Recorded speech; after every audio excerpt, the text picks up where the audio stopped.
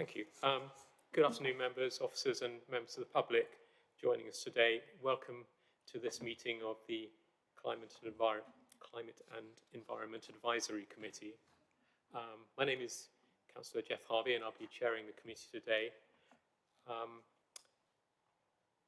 Could first off members introduce themselves, perhaps beginning with my Vice Chair. Hello, I'm Martin Carnham, member for Histon and Impington and Vice Chair.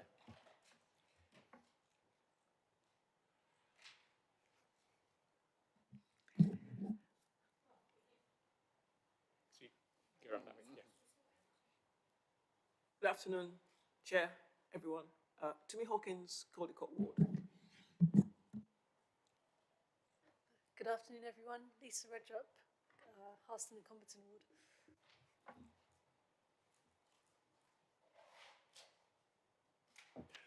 Good afternoon all, Peter Sanford, one of the members for Caxton and Papworth Ward.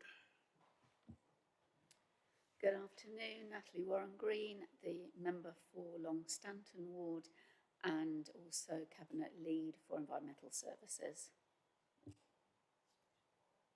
Good afternoon, everybody. I'm Ariel Khan, Harston and Comberton Ward.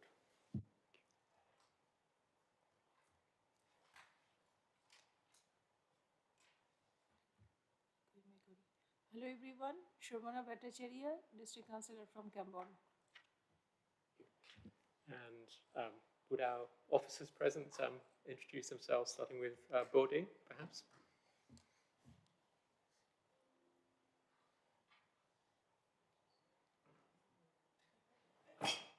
Hello everyone, I'm Bodhi Hassan, Head of Service. Hi, I'm Ellie Haynes, Development Officer in the Climate and Environment team. Thank you. And Simon Hill. I'm Simon Hill, I'm the Democratic Services Officer. Thank you. And do we have any apologies for absence today? Chair, I have apologies from the Cabinet member, Councillor Milne, who sends his apologies for lateness. Although I see he's joined us online, is that right? Yes. Thank you. Welcome, Councillor Milne. Thank you. I'll apologise in advance if I have to leave. I've got an electrician's visit imminent. And I think I briefly saw Councillor Waters there online. So I think we have Bunty Waters with us. Welcome to the meeting. I think Thank you. Are there any other? Oh, I see. Well, you also have some other officers. I can see Emma Davis there, Rebecca Weymouth Wood, and who else have we got? Anyone else? Paddy. Oh, hello. Yeah. Madeline Foster. Thank you very much. Okay, so do any members have any interest to declare in relation to any item on the business of this agenda? I think that's a no. If any interest subsequently become apparent later in the meeting, please would you raise your hand at that point. So next item on the agenda is meetings of the previous minutes of the previous meeting, I meant to say. Could we flick through that? So that's beginning on page 5 and 6. Page 6, any corrections or observations on that? Yeah. Councillor Bhattacharya. I have an observation that in the last meetings we discussed about the education on the sustainable food and the food waste, and I suggested that education must be started from the very beginning of really giving them the cooking skill, which is currently missing in various places and among the population and the community, and that is actually ending up with the food wastage more, but that was not minuted. I mean, the education is required, that everyone agreed, that is not minuted, and also it helps on the food wastage, carbon points, all those are also not minuted. And I also suggested that if we can bring more number of students and organize a similar thing in the more number of colleges, that part is also missing. Okay, I did note when I read through this, that as you said, there is a sort so of we all agree. general paragraph observations. You quite happily agreed that we should go to the more number of colleges and we should Yes. work with the students more, because education is a one major thing, one major life skill Yes. that we can help not only from the students, also the different level of different types of population, and this is a life skill.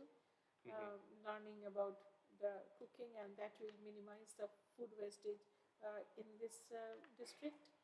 So that parts were discussed, but it's not there on the meetings. Anyway, that's going to be quite a long edition, isn't it? I don't know. Can I just confer with Simon? I think if normally we would want some words to put in, but if the committee don't want to confirm the minutes as they are, we would need to do that. Alternatively, you don't confirm them now, you make the changes and you confirm them at your next meeting. It's really up to members.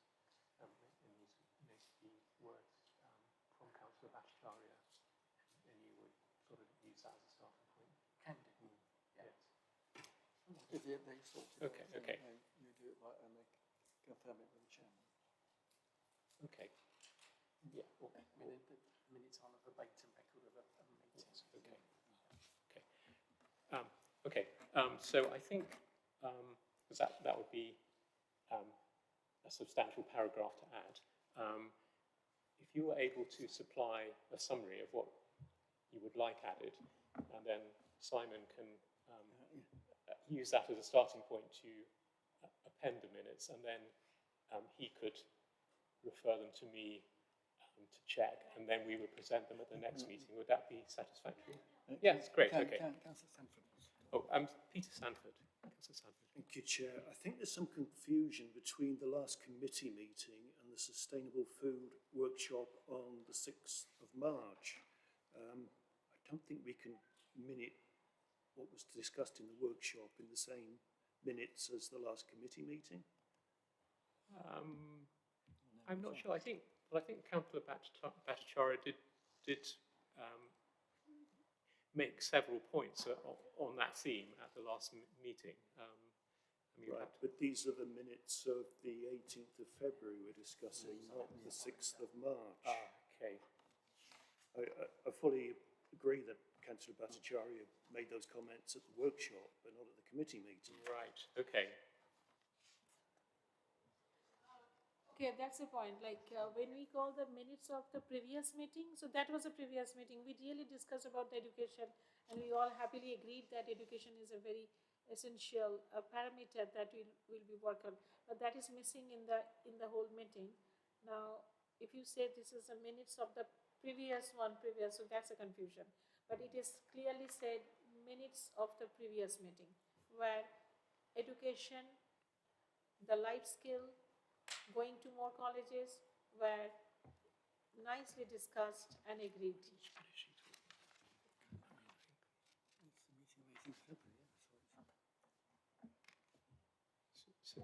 So I think that, so what we're looking at is the discussion of a separate summit within the last committee meeting. Is that correct? The previous meeting yes, okay. was not the one on the 18th of February, it was the one on the 6th of March, and we have the minutes of the 18th of February in front of us.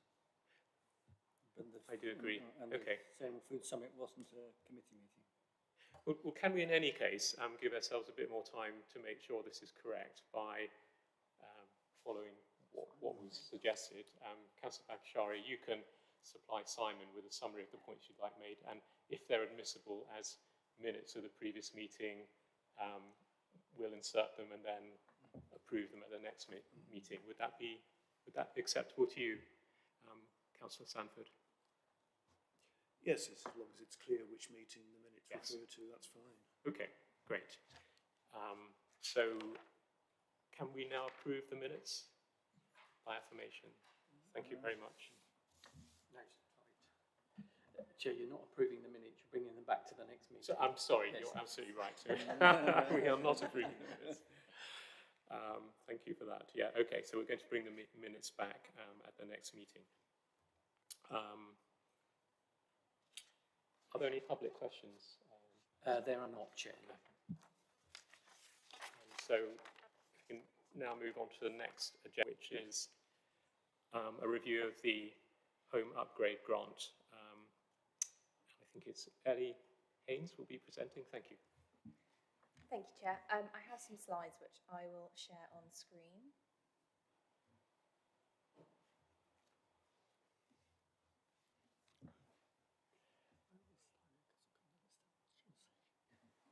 Great, so thank you. This report provides an update on the delivery of the Home Upgrade Grant 2, or HUG 2, funded by the Department for Energy Security and Net Zero. This report is provided for review and comment. So to provide a bit of a background to the scheme, it was launched in March 2023, so 2 years ago now, and was aimed at addressing fuel poverty, improving health and well-being, and aimed to reduce carbon emissions from domestic properties. The scheme was delivered by the Cambridgeshire Energy Retrofit Partnership, or CERP, and that is a partnership of councils within Cambridgeshire, the councils which you can see to the right of the text there, and that it was delivered collectively by the groups being led by Cambridge City Council on the delivery side. So CERP collectively was awarded around £11 million to administer the funding.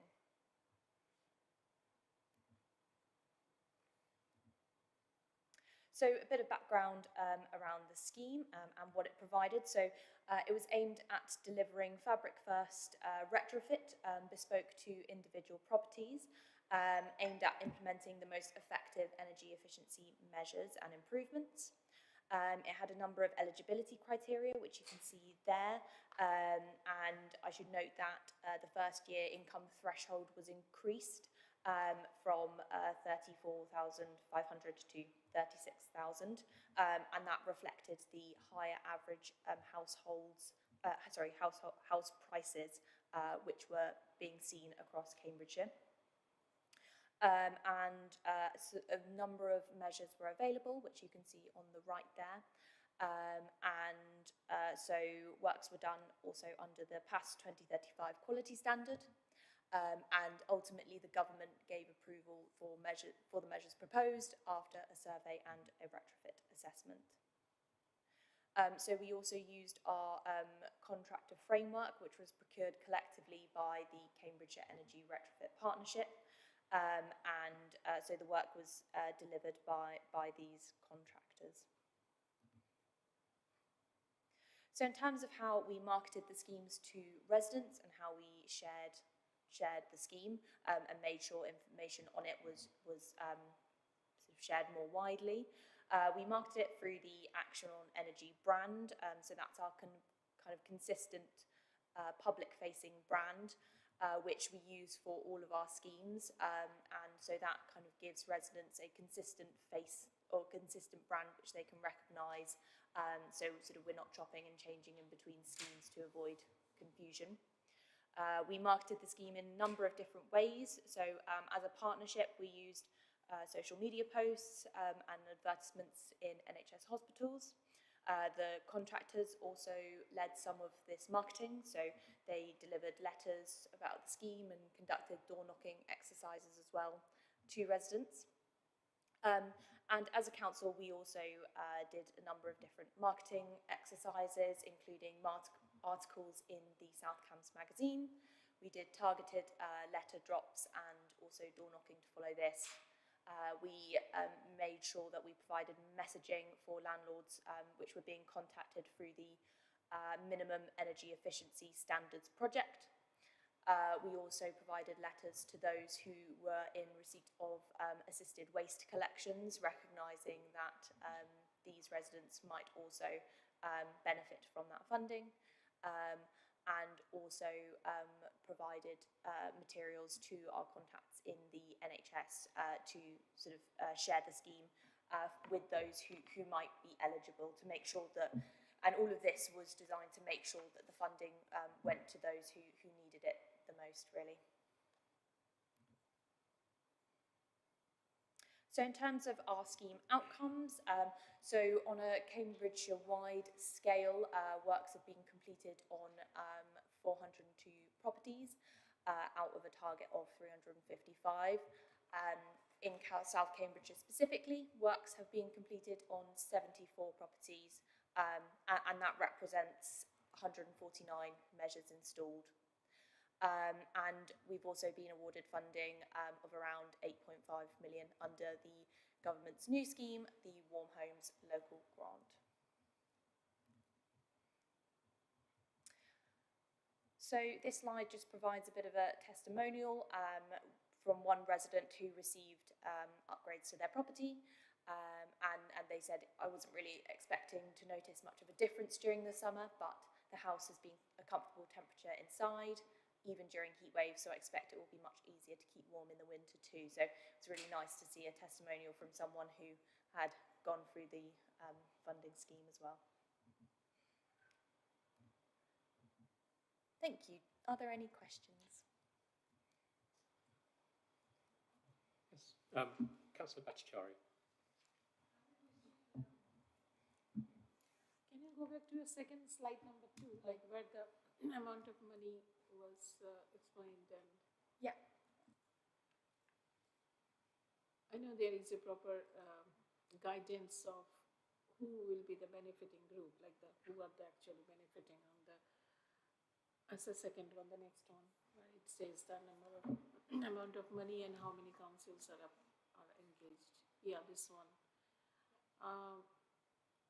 When you say the fuel poverty and we were enhancing the people's life or living standard, helping them, is it anyway also applicable to the homelessness to the home?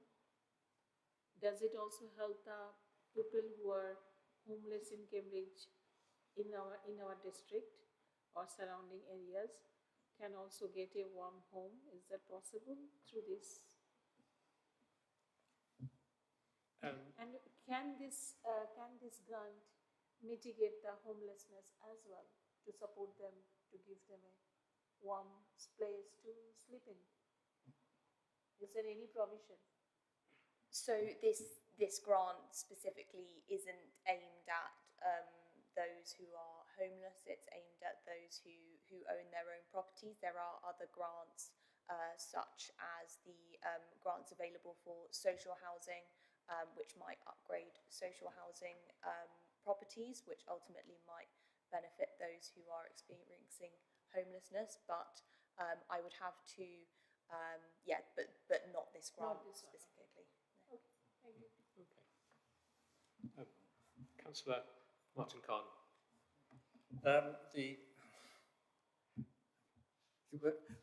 The new scheme that is being introduced, will it have the same provisions to do with income, to do with gas heating, is it exactly the same constraints as before, or how is it changed, if it has changed? So there is a slightly different eligibility criteria. It covers properties which are both on gas and off gas, whereas Hug 2 was just off gas. There's also a slightly different criteria, and that the areas which were eligible under the index of multiple deprivation, in Hug 2 that was areas 1 to 3. In Warm Homes Local Grant, it's just 1 to 2. So that means that there's no areas eligible under this in South Cambridgeshire, under South Cambridgeshire postcodes. So in our area at least, then that won't, that section of the eligibility won't apply.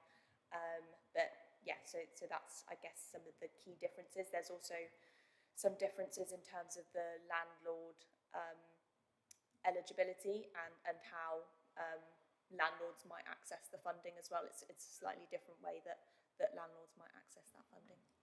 Thank you. I understand the present landlords, the determining factor is the tenant rather than the landlord in terms of their income and provision. So but obviously there's no, the benefit from the landlord is somewhat limited in financial benefit. Obviously, he doesn't make any saving himself, so it may make it property more marketable. So I just wondered whether, understand how that might, I understand that it's been difficult to get landlords to participate, so I just wondered how, whether you think that the new scheme will really make it more attractive for to landlords.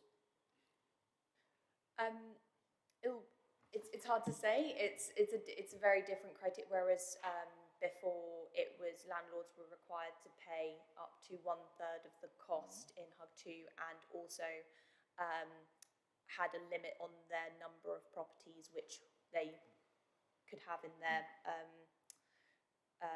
and then to be eligible. It's the same in Warm Homes Local Grant in terms of it's still dependent on the tenant's income.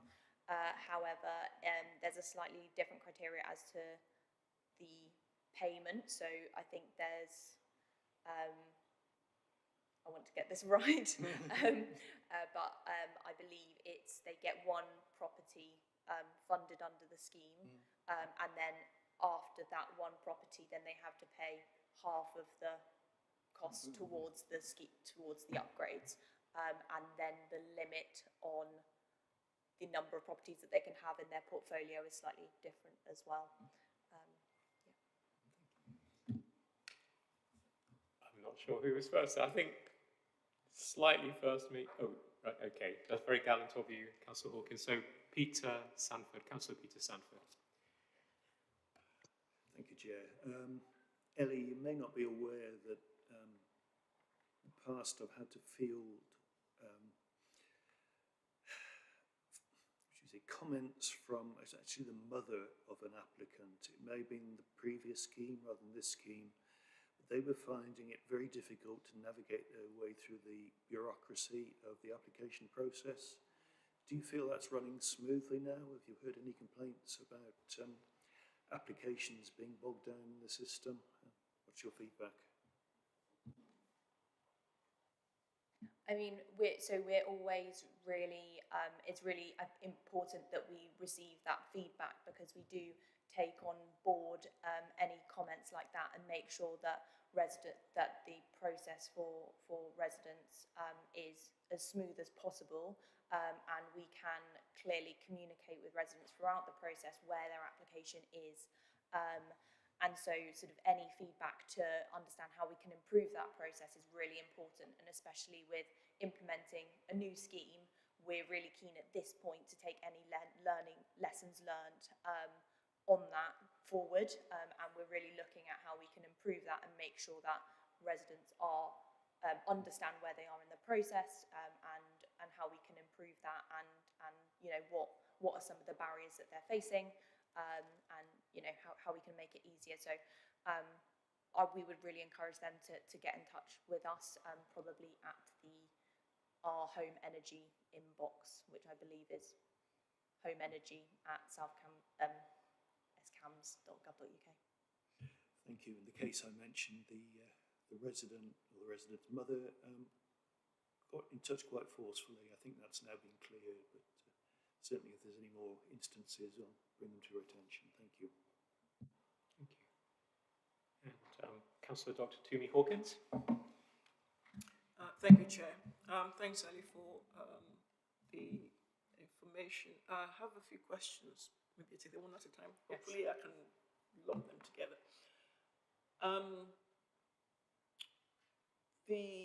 In the case of, I think we've got 74 properties that were worked on in South Cams.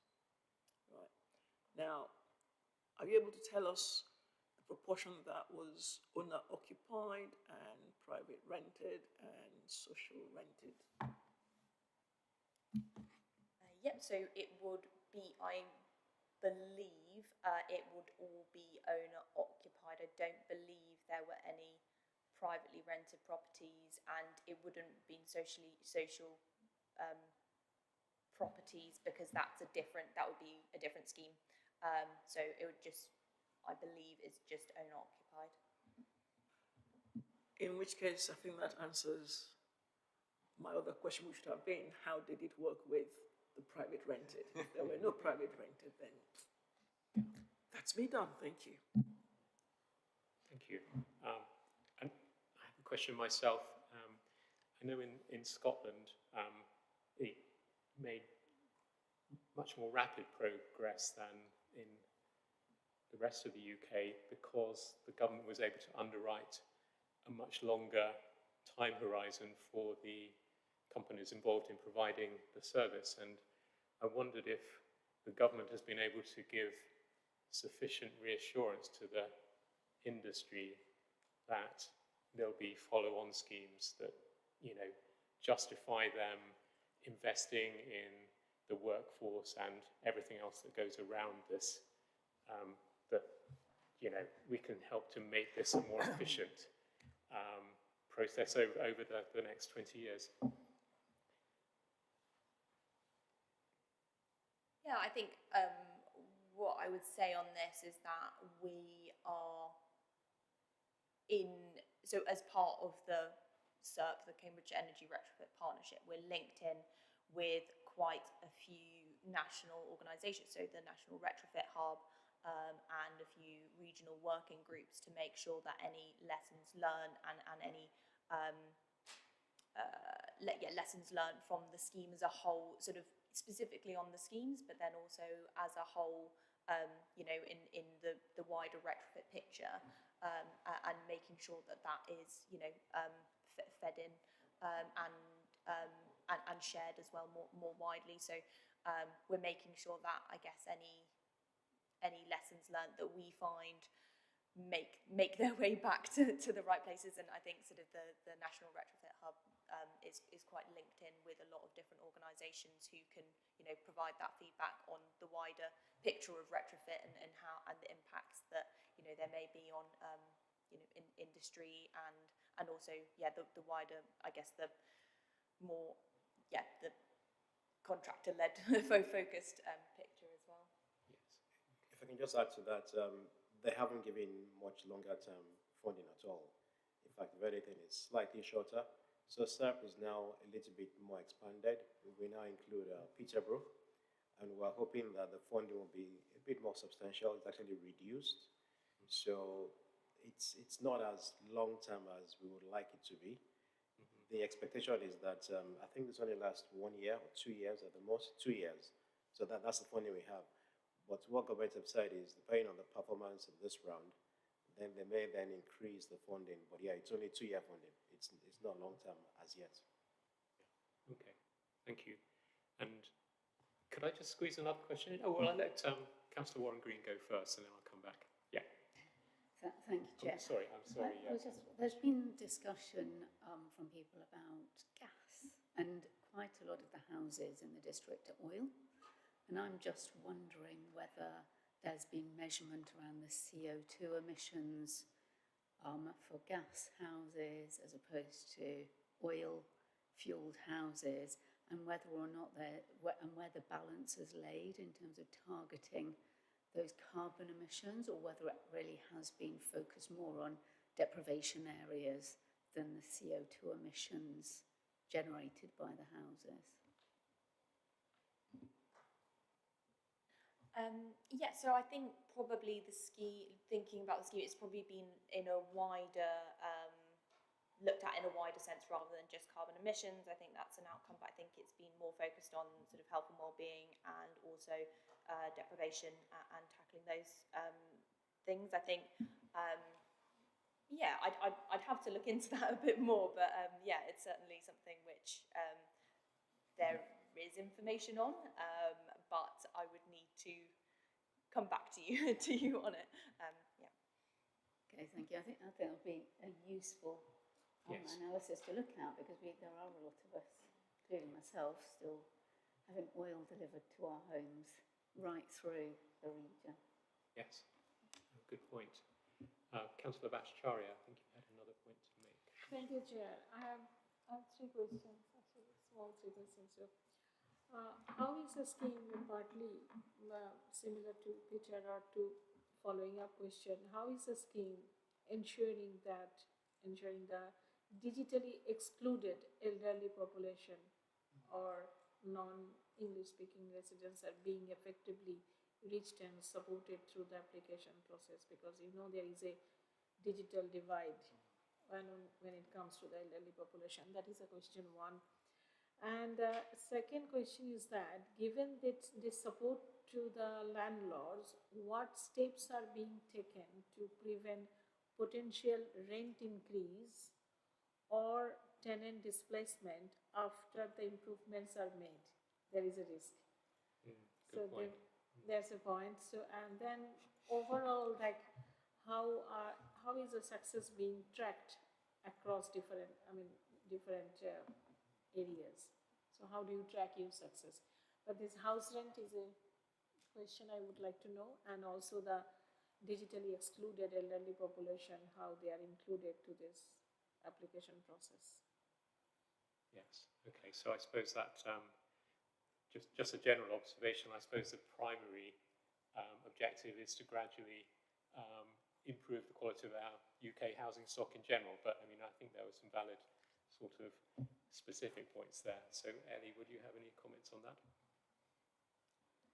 Yeah, that's right. In terms of digital exclusion, we made sure when we were marketing the scheme that we did sort of share it with residents that weren't just, you know, doing it on social media or online. We obviously did articles in the South Cams magazine, and then we also did some drop-in sessions across the district. So we did a few in libraries, we did a few in specific villages, and worked with some eco groups as well to do a drop-in there as well. So to try and share it with residents who might not be digitally literate.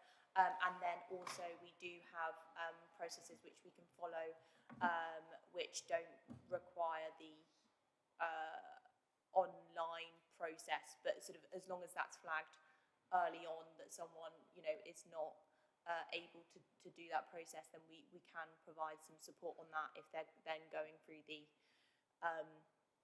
scheme. So that was how we were conscious of that. I think in terms of the tenant displacement, I think it's a really good point. As Councillor Harvey mentioned, yes, I think sort of it's about increasing the energy efficiency of the housing stock in general, in the hope that it provides warmer homes. But yeah, it's a really good point around, and I think I'm not sure about the wider picture as to whether what that looks like in terms of the tenant costs, rental costs. It's something which I would have to look into and get back to you on. The question is that do we have any steps to prevent potential rent increase after the work has been done, or even the landlord can ask the tenant to go? Like, I mean, the displacement may happen. So is there any? There is a risk. So is there any safeguard policy do we have to protect the tenants actually? That's a question that you can. I'll take that. I think there's nothing the team here can do because it's primarily climate and environment, but I'm sure there are other parts of the council that will serve to protect tenants. But in terms of this project and retrofitting, I think the team's sort of obligations ends there, but not within the council itself. I'm pretty sure that if tenants face eviction due to that, then they can raise their alert and get support that they need, but not via this project, because this is primarily aimed at retrofitting. I think the other question was then about how performance is tracked. So the way this works is DEFRA only release the money in chunks. So for every batch, we have to commit to so many houses, and we have to deliver those houses to cost and to time before they then release the next batch of funding. So apart from the tracking internally, the funders as well, DEFRA, they actually track performance to make sure that we're delivering on the houses that we're going to deliver on, not only to budget, but also to time as well. And also for the digital exclusion question, do we have any hard copy system that we are So part of the team, Ellie and Maddie, they actually go out to people, they knock on doors, and they hand out leaflets. So people that cannot fill out the forms online, we can provide help for them. Absolutely, yes. Councillor Toomey Hawkins, second question. Thank you, Chair. If I just may comment on that. I think I asked the question if there were any private rented properties that were done here in South Cambs, and there wasn't any. So as far as being displaced and being made to leave the property after being done is not applicable. Yeah. Because it was all owner-occupied, that was done here. Though it might occur at some point in the future on a succeeding scheme, I guess, but and maybe that's something that. But can I just make a point on that, if I may, please? If a private rented property is updated, the landlord has to contribute a third of the overall cost. So the landlord has or will have an investment in that property. There are rules governing tenancies. It's got nothing to do with this, but obviously it's up to the owner, the landlord, to decide what they want to do with their property and how they do it and follow the law. There are laws. Thank you. Okay, thank you. Councillor Martin Carr. It's more of a comment, but it is, I think it's relevant. It applies both to tenanted properties and I think to owner-occupied, though perhaps even more so to tenanted properties.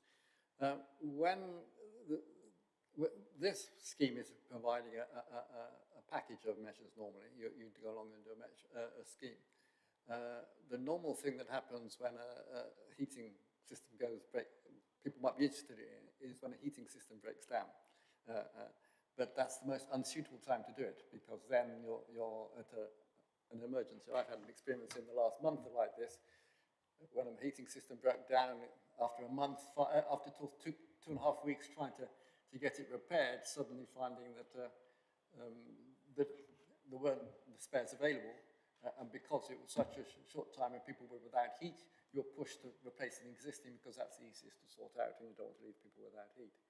So it's obviously one plus point, particularly to owners and to landlords, is that it's good to get in before the system breaks down. The system is much easier, much less disruptive to do it that basis. I don't know how much that's used in the publicity and the programming, but is that mentioned? Is that point made? Yeah, I think that it's a really good point, and I think it becomes quite complex when that is the situation, and there is a sort of a number of avenues of support that we can signpost residents to when that is the instance in the interim, but obviously that's not an ideal situation to be in. So it is a key thing that we we do a bit of messaging around that, but I think that is a really key way message that we can pass on to residents, that that sort of if they look into this before that point, then that's like quite a then that can means that it doesn't happen before the boiler packs up or whatever. And I think also something to be mindful of is those kind of is like boiler servicing.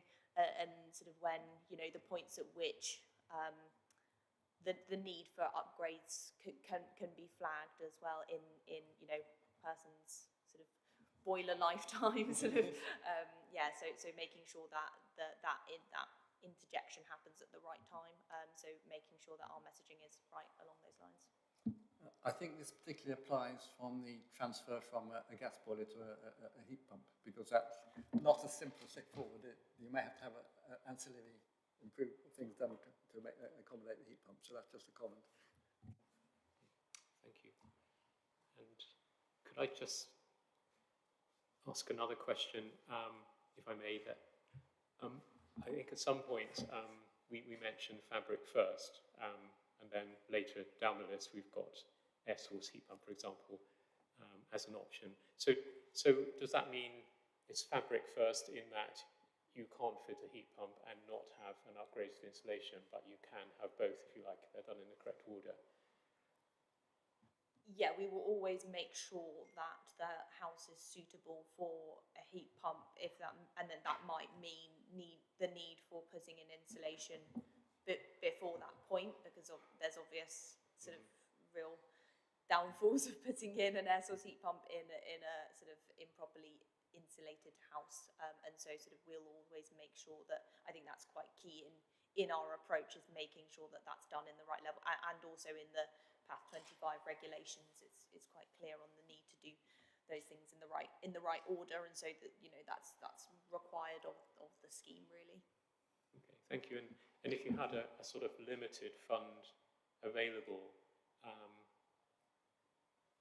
is it more efficient to spend that money on fabric first, even if that means that some people have to stick with their gas boilers for another few years while we wait for more money to be available? Or is it kind of, is the carbon abatement per £1,000 roughly equivalent between a heat pump and additional insulation?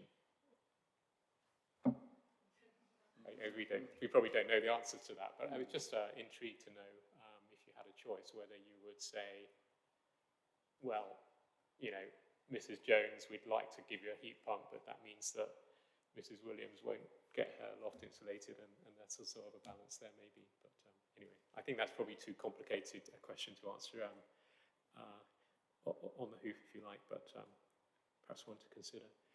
Are there any more questions on or points to make on this item? Oh, Councillor Hawkins. Yeah. I've looking at the report, I just wondered if there was anything that needs to be passed on to, or comments that needs to be made to Cabinet, if there's anything that we need to forward, or is it just to note?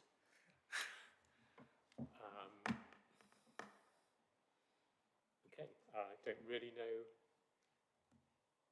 the answer to that.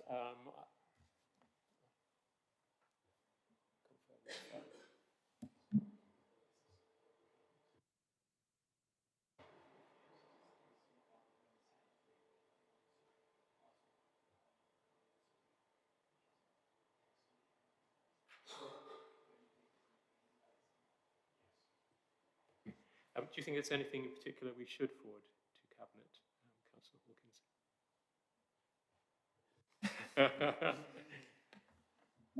Well, there have been a lot of comments made, and I guess the fact that there are no private rented sector properties that have been in the scheme, in some respects, is of concern.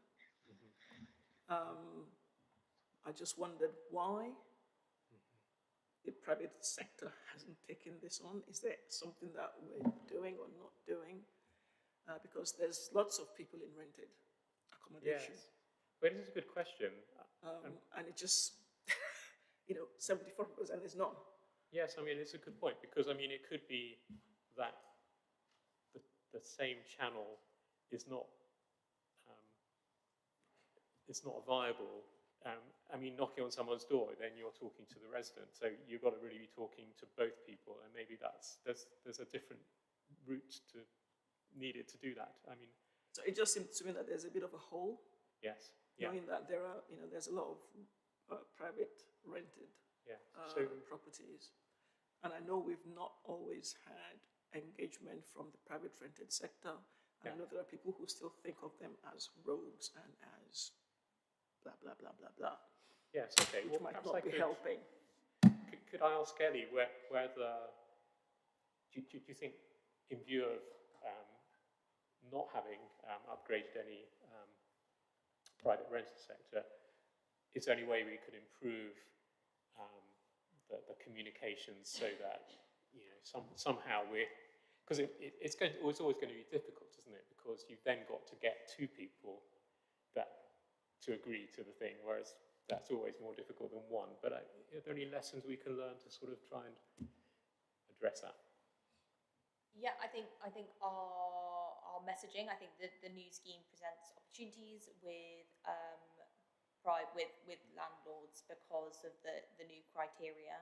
I think it's certainly so. I think it needs to be looked at as well in kind of within the picture as well of the, like alongside the minimum energy efficiency standards, because although the grants can't be used to upgrade properties as part of that, it still makes up that wider picture of the private rented sector and the need for those properties to be upgraded to higher energy efficiency standards.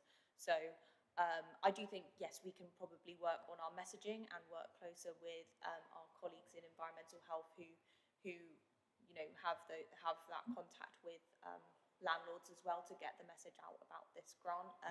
I think there's some challenges that we're always going to have with trying to upgrade those properties, because it's probably the best time for that is sort of in tenant breaks rather than when a tenant's in that house. However, you can't do the scheme you can't do it while the tenant is. It's got to be an occupied property, so there's some obvious challenges there. But at the same time, I think there could be opportunities. So we will look into how to improve our messaging on that and get the word out yes. if we can. So that's a sort of a piece of work that could be done, I guess. Just in general terms, how to improve our uptake in the private rented sector. So perhaps could we therefore note this report and also pass a recommendation to Cabinet to... Can I comment as well? Sorry, yes, you can. It's a simple comment from my own experience. I mean, I'm a private landlord of a few houses, it will be evident. The only time when I've got a grant for one of my properties was when it was part of a European Union area improvement scheme. And because it was, I think the pressure was greater because it was a group of houses improving the environment of that house, and therefore everybody benefits. And I just wondered whether there might be lessons there in terms of our selling of the scheme, whether if we went intensely on a certain area trying to improve it, you might have a better result in the private sector. That's just a thought from my own experience. I can see why that happened. Yes, so that could be one of the avenues to explore where that sort of hyper-local kind of approach could work. Although I suppose if the budget is limited, that could lead to an accusation that Area A is getting a lot of help, or Area B is not. But I mean, I'm sure we could explore those options. But in any case, sort of returning to the wrap up, could we therefore recommend to Cabinet that we need a piece of work around increasing the uptake in the private rented sector, and at the same time, the committee members note the report? Is that yeah, okay. Great, well, thank you very much. That was a fascinating update. And let's hope it continues year on year, and we gradually get better housing stock in South Cambridgeshire. Okay, so the next item is a 6 Free Trees update, which I think Luke Waddington is going to update us on. Thank you, Luke. Hi, good afternoon, everyone. Yeah, so I'll just kind of quickly summarise the kind of update really for 6 Free Trees for 2024. So yeah, the scheme's in its 5th year, so I think it started out 5 years ago as 3 Free Trees, as I'm sure you know. And as previously, parish councils, we contacted them via email directly, and they were given the option of selecting 1 free large tree or 6 small trees.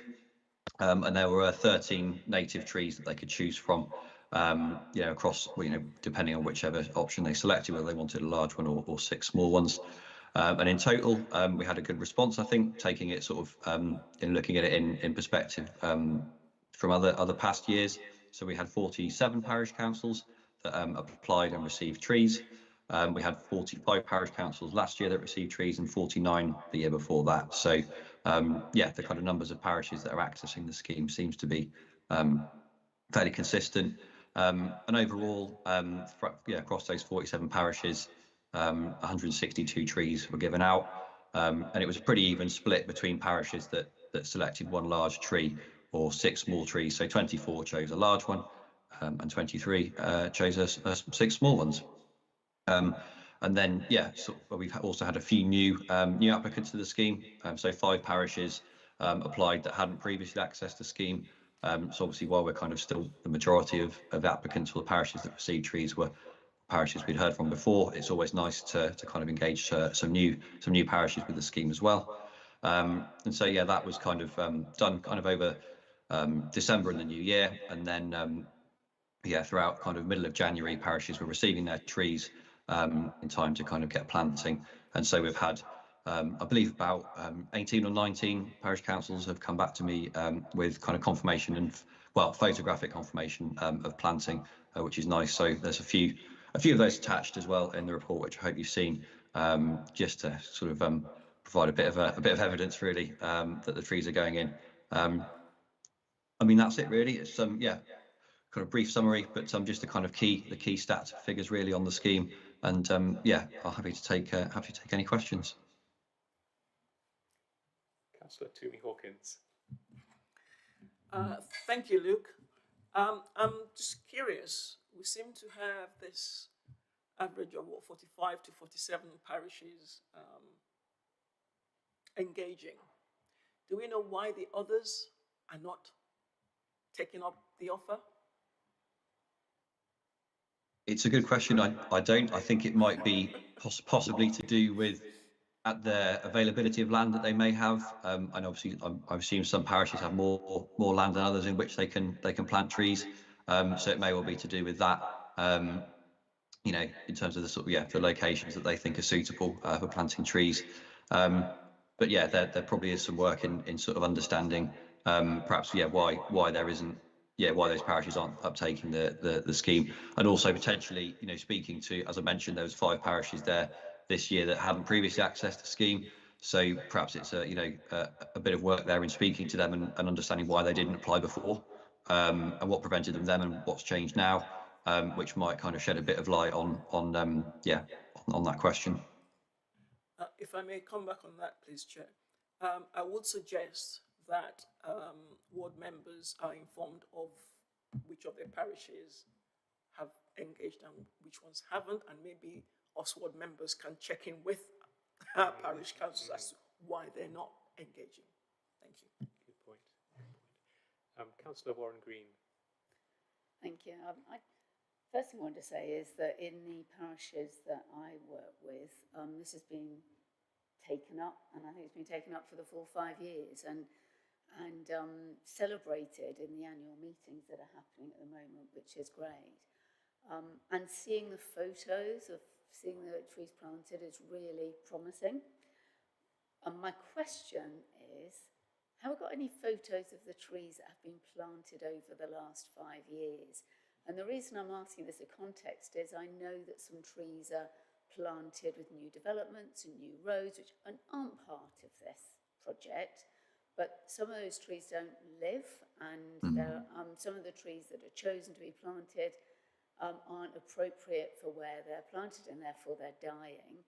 And I'm just wondering whether or not we are following up and saying, what's the success rate for growing those bigger trees? And I'm just wondering if we don't do that, whether or not maybe we can in the coming year, because I think it'd be really good to see what the success rate is of the longevity of the trees, if we can.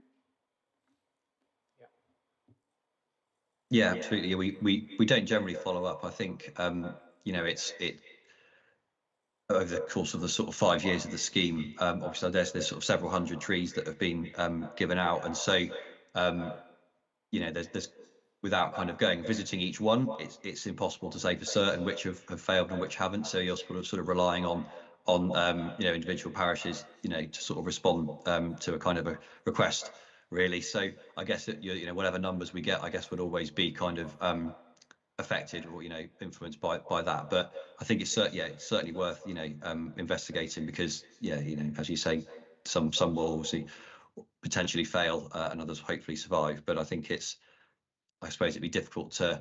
I'm just wondering what the nature of the statistics we get from that would be. But I think it's worth an attempt, I'm sure, of sort of and at least kind of following up perhaps a year at the time at which we sort of this time, well, not this time next year, but next winter, when we're kind of publicising the scheme if it continues for 2025, at that point, you know, asking parishes, you know, how their tree has fared over the last year.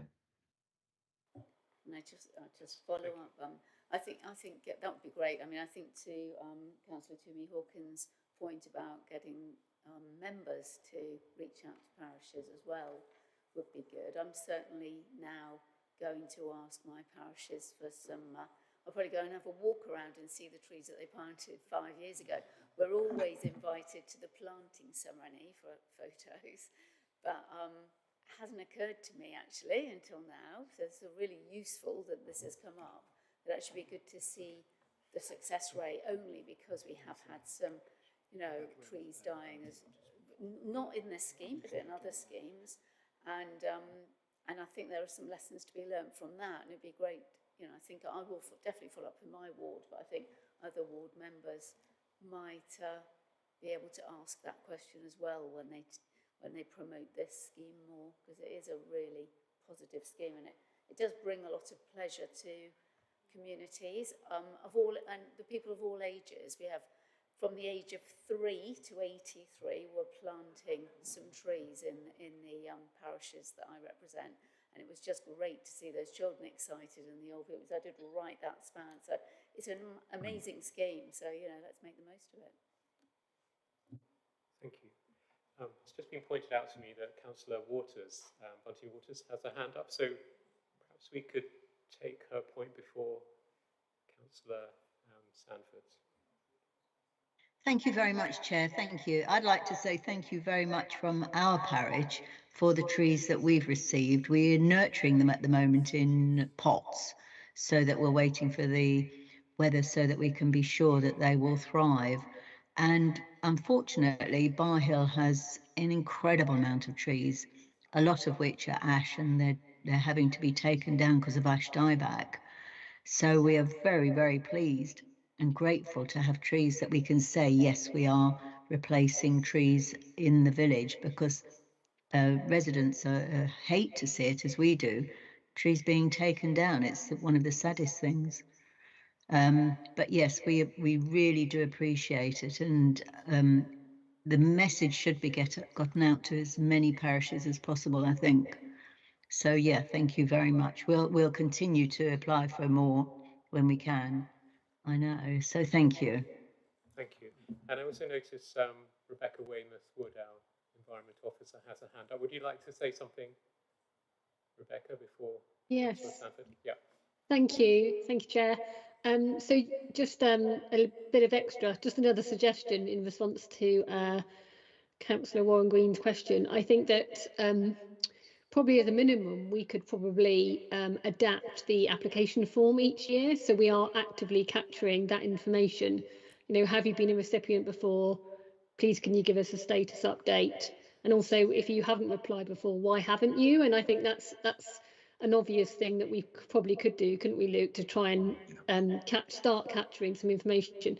But that's not to say that we couldn't do a survey in the meantime, because obviously that we wouldn't get that information for another year. So we could do something, I think, in the meantime to do a bit of a stock check, so to speak, I think. Thank you. And Councillor Peter Sanford, you had a point. Thank you, Chair. Luke mentioned that Ellsworth applied this year for the first time. Previous years I've reported on the scheme in a parish council meeting, and they've said, no, we've got nowhere to put trees. Thank you very much, we'll move on. This year it just happened the parish tree warden was in the meeting. He looked quizzical and said, we actually lost a lot of trees in the nature reserve, which is owned by the parish. We could use a large tree to fill one of the gaps, and lo and behold, they've gone ahead with a successful application. So my take would be, if your parish has a tree warden, some do, some don't, get them engaged, and that might be something to include on the questionnaire, because they'll know more about what land is available and what trees will grow well in that land. So be nice to your parish tree warden. Thank you. Okay, if no other questions, I'd a question. Obviously, planting more trees has multiple benefits within the community. We're promoting green space, and that leads to improved health and well-being. And I suppose another facet is carbon abatement, which I wanted to focus on, because obviously that is going to take a while to kick in, because until a tree reaches a certain size, it's not very effective in creating a carbon store, if you like. So I wondered if I could, I mean, this is quite tangential, but I just wondered if I could ask Bode, do we have an idea how much carbon is being released when we are forced to take down sort of rotting trees or perhaps in development? And are we sort of comfortable that the arisings from that we have a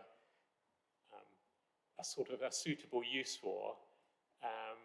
And if we're producing more arisings from that, then we do have, for example, creating woodland footpaths and that kind of thing.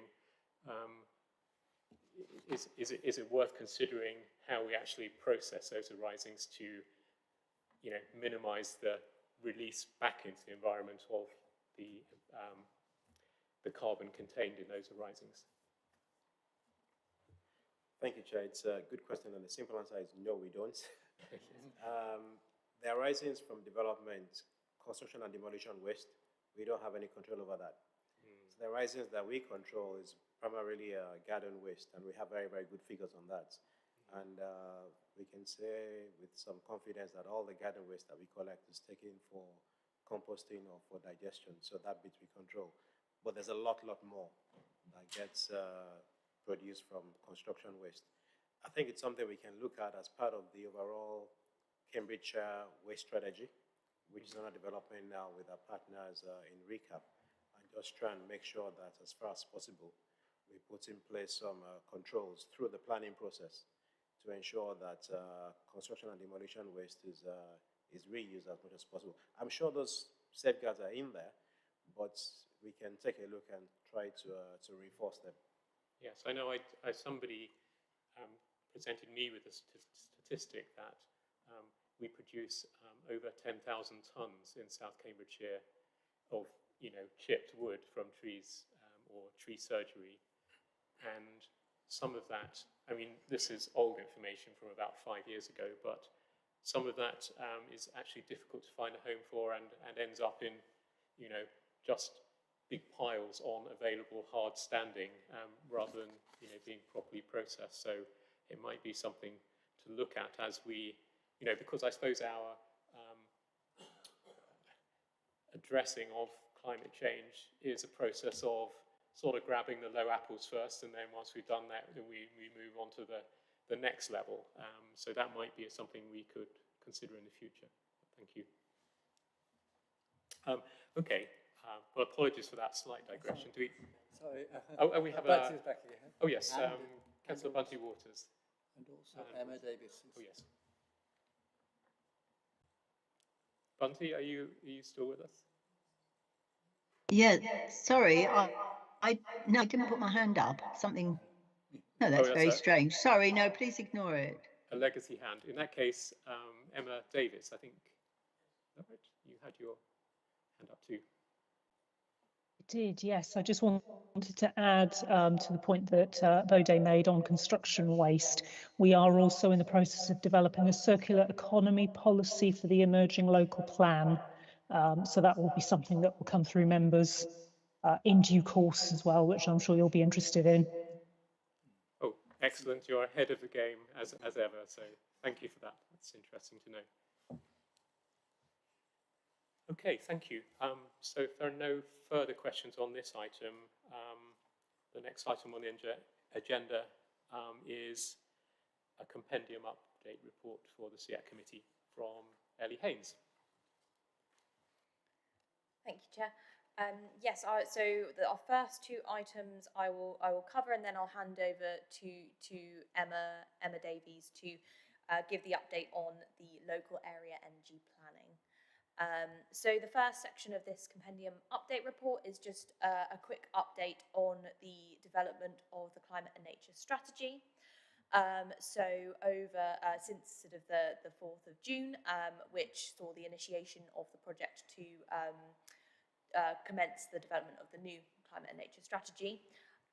We've been working on developing it, and the first phase of the project involved a programme of early engagement with different teams across the council to discuss the existing actions, reflect on the existing actions in the old action plan, and also discuss some ideas for future projects as well.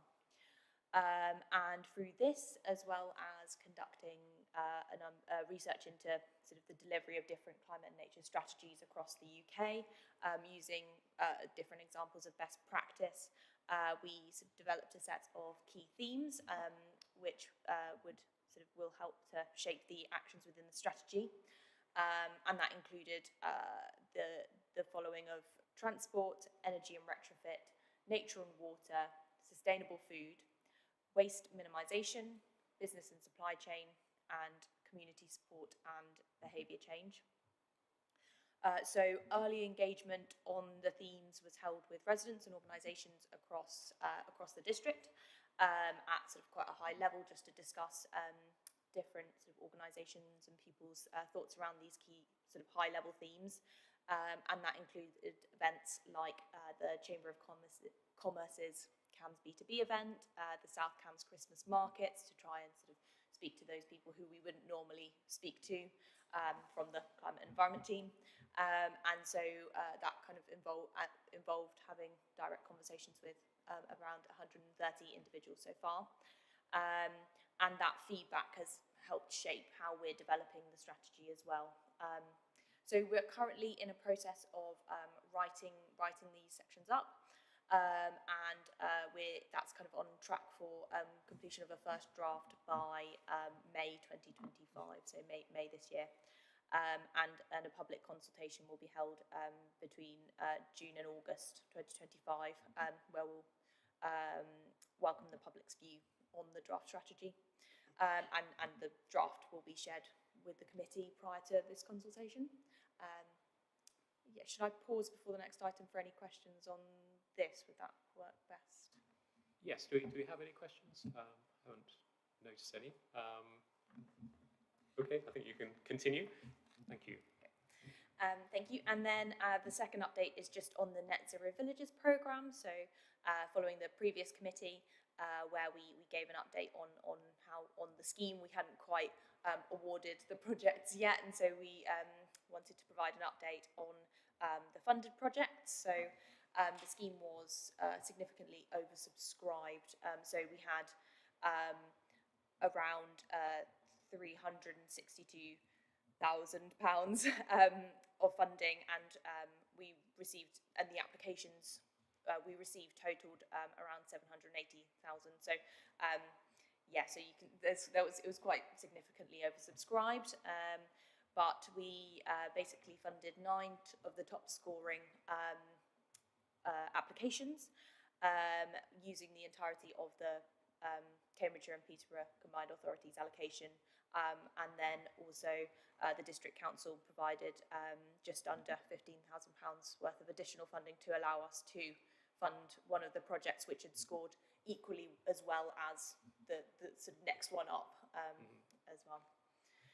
So the funded projects were quite a good range and mix of different types of projects across the different themes. So different categories. So we had some solar and PV and battery storage for Horningsea Parish Council, Oakington Parish Council, Over Community Association and Fen Drayton Village Hall. And there was also a number of groups receiving funding for energy efficiency improvements, so that included Shepworth Parish Council and the Ickleton Lion Community Pub. Cottenham Community Centre received support to repurpose their underused studio space as well, which included a sort of comprehensive retrofit of that building. And then we also funded 2 projects under the low carbon transport category. and that was the Friends of Histon and Impington community. And so that was to fund an EV community shuttle bus, and Horningsea Parish Council as well for an electric cargo trike, as well as secure storage and solar-powered charging and that side of things. And then also we funded St John's the Evangelist Church in Waterbeach for a grant to replace the expired roof of their community room with a green roof. And also that's supported by a rainwater harvesting system. So that was for the kind of nature-based solutions for community buildings category. So quite a nice split across the categories, but obviously more on the retrofit side of things than the nature-based solutions category. But yes, that's the update there. Thank you. Thank you. Councillor Toomey Hawkins. Yeah, thank you. Very interesting projects. I just wondered, how do we get any confirmation after the projects have been done as to what they look like, and if, can we go and have a look at them, for example? Yeah, we will be, well, once they're completed, we can go and visit them. We'll request photos as well, and we'll also request a project report 2 months following the completion of the project. So we definitely, I mean, like the Zero Carbon Community Scheme, we like to keep in touch with projects to see how they've, how they've progressed and see the impacts that they're seeing from the grant. Thank you. Councillor Sanford. Yeah, thank you, Chair.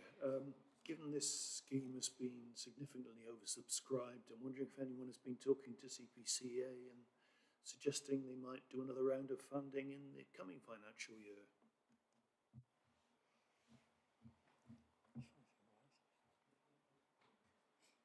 It's something that we can and we will do. The CPC always have quite good chunks of funding. The challenge is, at the moment, that funding doesn't get released quickly. So even with this, we didn't get notified until I think about October or so, and we had to make awards by February, so it was quite tight. So I think there is funding. I think there's a bigger issue in terms of trying to get that funding disseminated sooner. So I think it's a wider issue, but we'll be making that point back to the CPCA. Thank you. Could I ask on a similar theme, but it seems to me that just sort of if you read through it or skimmed through what we've done with that money, we seem to be achieving a lot with our Zero Carbon Communities grants. And I just wondered if you thought maybe because the timescale to get the applications in and to get them processed that the CPCA left us was, as you say, quite tight. But I mean, do we think, I'm sort of worried that tightness of that timescale has sort of impacted the value for money that we're able to get from that? Because,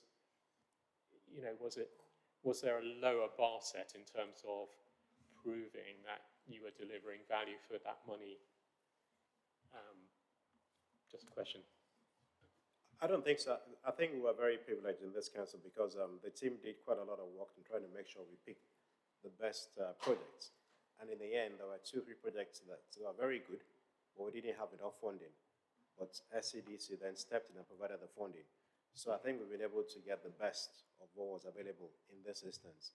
So I don't think the limited time for the funding provided any constraints to getting very good projects done, not in this case.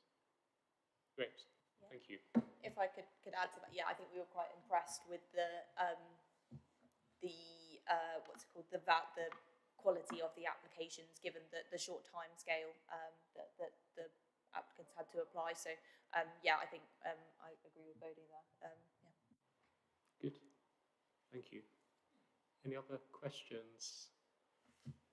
If not, yeah. Just going back on this, those who were not successful this time, are we going to encourage them if there's another round? Yeah, so written feedback was provided to all of those who were unsuccessful to, encourage them to sort of to help them understand how to improve their application for future rounds of funding. We are also fortunate to have the Zero Carbon Communities grant scheme running later this year, so we could share them. And likewise, we'll we'll ask those who were unsuccessful if they'd like to be contacted in the future about grants. In the future. So. Thank you. And Councillor Bhattacharya. Yeah, I didn't see the Ellsworth village application is also in the unsuccessful category. At one point we discussed and we agreed that because of the submission fault was part of the technical fault and not the applicant's fault, and the category will be counted among the received application, but it is not counted. I didn't see their name even in the rejection list either. It was considered and included in the report. I can share that with you. But that application we did review it as part of the application panel, and it was considered. The Ellsworth village one. The Ellsworth of Farms Frank. Yeah. Yes. It was considered. Okay. So can you send me a report on that? Yeah. Anything that. Thank you so much. Thank you. Okay. Thank you. Oh, right. So we've got. Oh yes, Rebecca Weymouth-Wood. I think you're muted, Rebecca. Yeah. Can you hear me now? Can you hear me now? Yeah, sorry.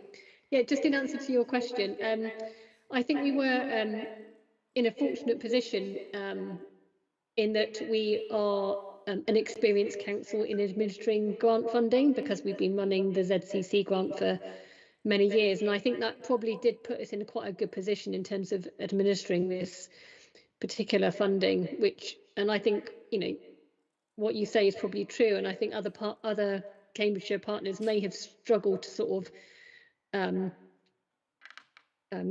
get off the ground with the scheme. But I think we were just fortunate in that we had that experience, which I think enabled us to get that good quality, to run a good scheme and get that good quality of applications, because the timescales were tight. But sorry, that's all I wanted to say. Thank you. And I think Emma Davis is going to give us a report. But should we just note your update, Ellie, first? And can we note that by affirmation? I think we can. Agreed. Okay. Thank you. Yes. So, Emma, are you ready to? I am indeed, thank you. Yeah, I just thought it would be a good opportunity to give you an update on the Cambridgeshire Local Area Energy Plan, which I know it feels like has been on the cards for quite a long time now without any particular updates. I do apologise. We've been busy in the background kind of getting all the funding together to make sure that we can produce a proper local area energy plan. So it's just an update for you really to let you know where we've got to on that. For those who might be unfamiliar with the idea of local area energy plan, it's basically a plan that will cover the whole of Cambridgeshire, and it's going to look at what do we need to do to get our energy systems to net zero. It's going to look at what energy infrastructure do we need. It's going to look at things like decarbonisation of heat, transport. It will look at the energy requirements associated with the growth agenda as well as looking at things like energy generation as well from renewable energy. So I'm very pleased to now say that we are now in a position where we have got consultants on board to support the districts with the development of the local area energy plan. It is going to be a digital platform that will be developed. So it's not a hard copy document. It will be a digital energy plan that we are able to update on a regular basis because it won't be a static document. The initial plan is going to look at prioritising a range of projects for, say, the next 5 years, but we will need to be able to keep that plan up to date. And we are going to be using a digital tool that has been developed by UK Power Networks, to allow local authorities to produce these plans and share that information with them so it can then be used to inform their business planning. So we have two lots of consultants on board. We have CAG Consulting, who will be carrying out the stakeholder engagement element of the plan, because that's an absolutely critical part of developing the local area energy plan, will be that engagement, particularly kind of community engagement as well. They are at the moment developing their communications plan with a view to that engagement starting in May after the local and mayoral elections. But what we have done in the interim, there is a short piece on local area energy planning going into the next parish council newsletter. And as I understand it, an article suggestion has also been submitted for the next edition of the South Cambs Residents magazine as well. So we'll be able to get an article into that. We have also now got consultants on board to carry out all of the technical and costing analysis. So that's all the work that will actually help to then build that digital plan. So we are going to be working with Mott MacDonald's, who will be undertaking that plan. We have quite an ambitious timescale for the development of the plan, in that we want to try and inform the next round of UK Power Networks business planning, which is going to happen this autumn. They undertake their business planning twice a year, so it happens in April and also then in the autumn each year. So the view is, hopefully, and I'll be getting an update on this at our steering group meeting later this week, but we had a very ambitious time scale for getting the plan ready for kind of end of September, October time this year, which I'm told is very, very ambitious. So we shall see how we go. But yeah, that's basically where we are at the moment. The work is being led by Cambridgeshire County Council, but we have also got a steering group set up with representatives from the majority of the district authorities as well, sitting on that group. So I sit on that group representing South Cambridgeshire. But yeah, that's just a very quick overview of where we are. Happy to take any questions that members might have. Members. Oh, Councillor Toomey Hawkins. Thank you, Chair. Thanks, Emma. Very obvious question, probably. Is any of this work going to be fitting into the emerging Greater Cambridge local plan? Yes, absolutely. This will form part of the evidence that will support the infrastructure plan that kind of sits alongside the local plan. So they will be analysing growth scenarios and looking at what infrastructure do we need to support growth. And they will hopefully be giving us some high-level costings as well that we can feed in to the viability work as well. We will, this is the one bit where we will actually be getting a paper-based report, because we will obviously need it to form part of the evidence base, both the local plans, but also for the emerging growth plan as well. Thank you. Councillor Rixton, online, I think you've got a hand up. Yes, I do. Thank you, Chair. I was a similar question as Toomey's actually, so she answered this in the first part, that this will inform the emerging local plan. But will this document be a sort of standalone document that then is referred to and has weight in planning considerations, such as like a supplementary planning document? So it won't have that sort of status, but it will have status as evidence base in supporting the local plan. So we will then have associated planning policies in the emerging local plan. And we do currently have an infrastructure and kind of energy infrastructure policy in the plan. I will admit I've not looked at it for a few months, but I will be using the work on the local area energy plan to update that policy. One of the things it was talking about, for example, was this idea of doing energy master planning for strategic sites, that sort of thing. So yes, there will be an element of this that will then feed into a policy on kind of infrastructure to support the local plan. Oh, fantastic. And then, well, I guess the follow-up, will that be, because of the sort of the nature of the local plan and the amount of time it takes sort of to put one through, and it's not quite as fast moving and dynamic as our current response to the climate crisis. I guess will that be the same? Will the local area energy plan have a bit more, I don't know, so fluidity or flexibility than a traditional local plan? Yeah, absolutely. I mean, that's the whole point really of us developing it as a digital plan and using the UK Power Networks tool, is that will enable us to be able to update the plan and keep it up to date as new projects emerge. The whole idea with this tool, it was developed by UK Power Networks so that local authorities can share projects with them at an early stage. They get nice early oversight of those projects, and they can use that information to then plan for, what do we need to be doing in terms of infrastructure upgrades, that sort of thing. So we still need to work on the detail of how often would we look to update it, but there's going to be training delivered to officers across the districts that will allow us to update it.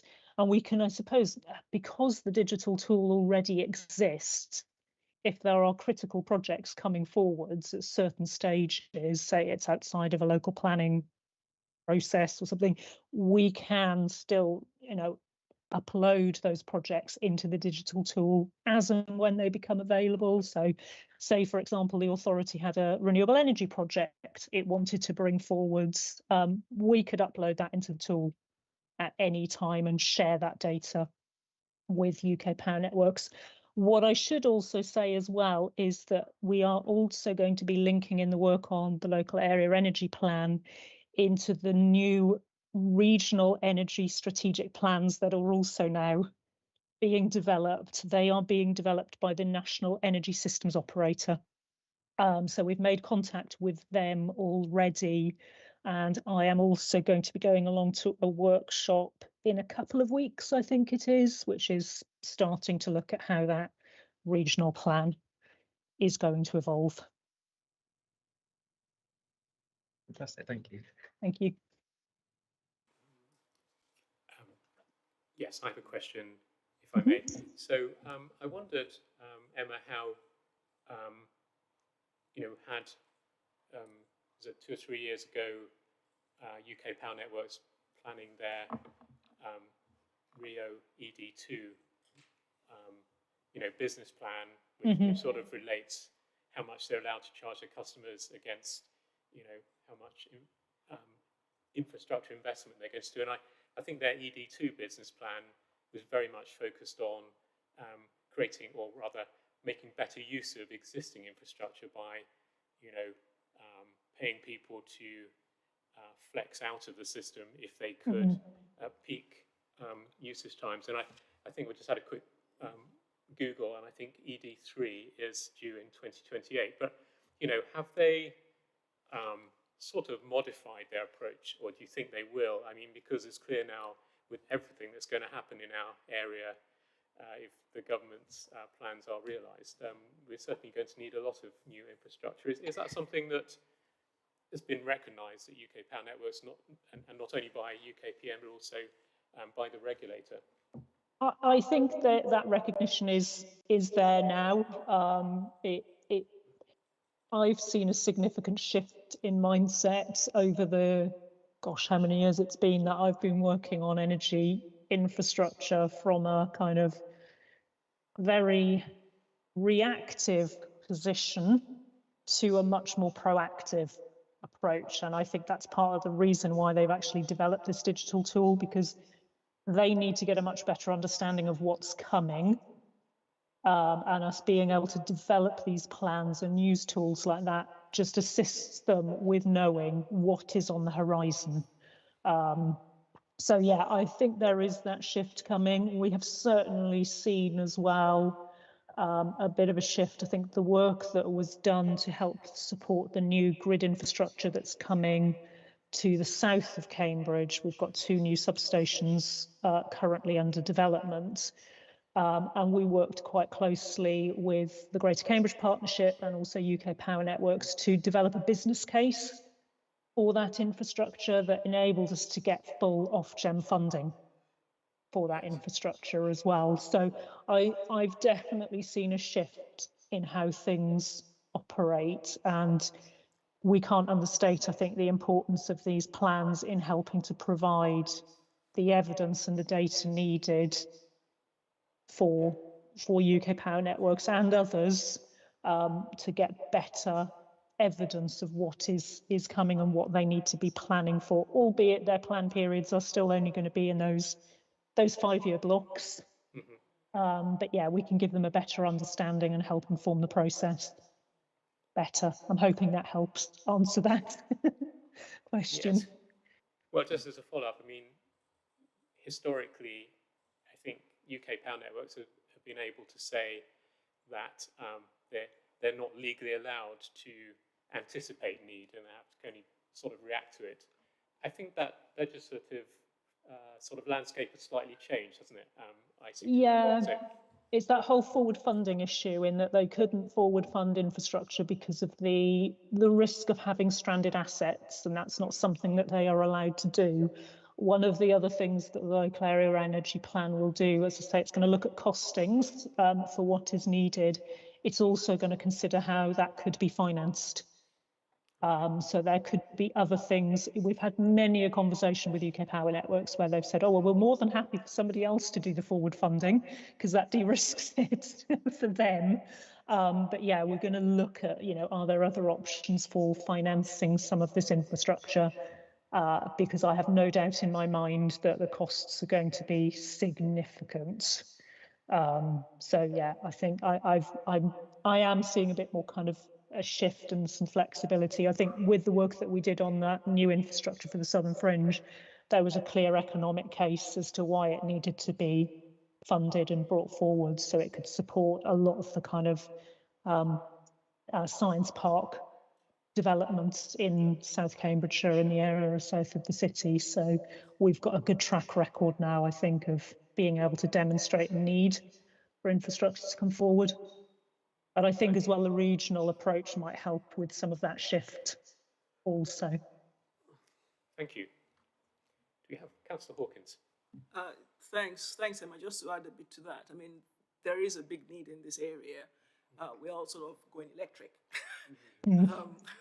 which puts a lot of load on the current network. And of course, I have heard of some developers being asked to pay huge amounts of money to be able to connect to the existing network, which really is, you need to pay for this infrastructure. So of course, looking at it on a regional basis is a good way to go, okay, at least we have Greater Cambridge, which is going to be going through the roof in terms of what's going to be built. So definitely, yeah. It sounds exciting, and there's a lot of progress that's been made. So thank you for that update. Yeah. You're welcome. And I'm looking forward to the policies that we'll be putting together based on the work, the results of some of the work that is going on here. Yes. Oh, thanks. Thank you for the update. That was fascinating, and I think very important for us to have that update to see the background to our bricks and mortar development. There's always the infrastructure behind it. So thank you very much. Yeah, I'm very happy as well to bring back future updates as well once we've got a little bit more work underway. So thank you. Thank you.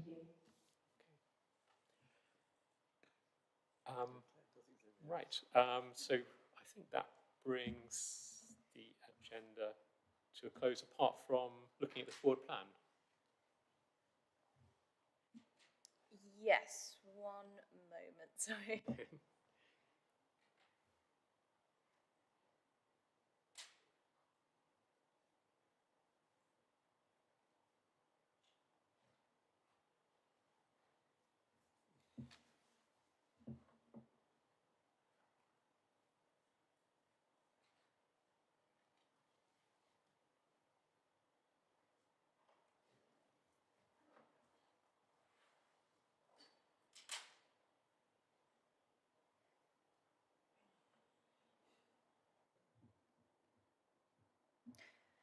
Thank you. So next on the agenda for the 3rd of June meeting, we have a look at the local nature recovery strategy. and that will be delivered by Rebecca and John. And then we also have there'll be pending other committee timelines, which I'll just check before confirming this. Look at the climate and nature strategy pre-consultation, but I will confirm that with alignment with other committee dates. But that's what we've got on the forward plan for the 3rd of June meeting. Okay, thank you. Well, thank you, members, including those who've joined us online and officers who've joined us online and here in the committee room. So that brings the meeting to a close. Thank you very much.